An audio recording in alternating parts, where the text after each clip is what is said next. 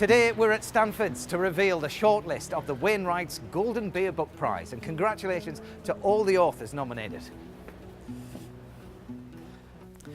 Well, the judges are delighted to have settled on such a strong shortlist, and it's a real honour to be here singing the praises of these terrific books. Now, because the quality of the nature writing is so high this year, we've taken the unprecedented step of shortlisting 7 books instead of 6, and here they are. Now, these books paint a picture of the natural world as dynamic, varied and beautiful. And of course, we hope that everybody who reads them will be inspired to go out and explore the UK's natural environment in all of its glory. The thing about book writing is you're a kind of peasant with words. You know, you work really, really hard and you think one day maybe my book will touch somebody's heart. That's the motivation. That's what keeps driving you. Really, all I want is to get the birds, the bees and the butterflies back into British countryside. The book is about trauma and how to sort of live with trauma, I suppose. I wrote it as a reaction to an accident that my mother had, and a journey that sent me out on really into the kind of natural landscape. I want the British countryside and its wildlife to be doing better than it is, and this book is a manifesto to explain to people how that might happen.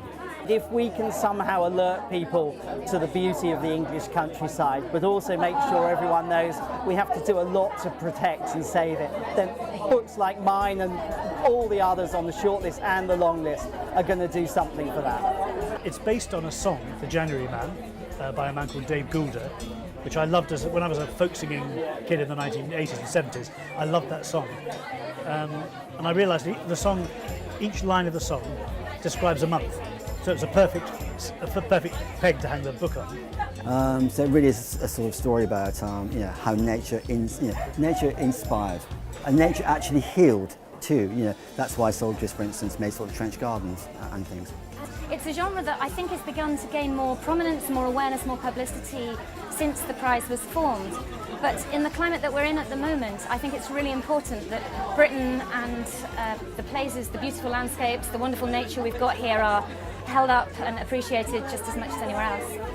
Given the kind of publishing that we do, we're very engaged with the natural world and particularly the British outdoors, and so something which recognises and champions the best stuff that's going on in that area is, in a broader sense, something that we're really proud of being involved with. Well, I think he'd be so excited about the idea of the prize. I think he'd give a little wry smile and then be slightly amazed, but actually be very excited that there was a prize named after him. I'm very excited that now this is becoming sort of mainstream writing. We sponsor this prize because it's actually a perfect match for Wainwright up the beer.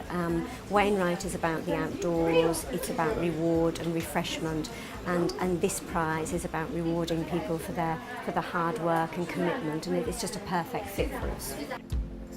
So there you are, you have now met all of the shortlisted entrants. Now all we have to do as judges is pick a winner, and you can find out who that is when we announce the winning author at BBC Countryfile Live on the 3rd of August.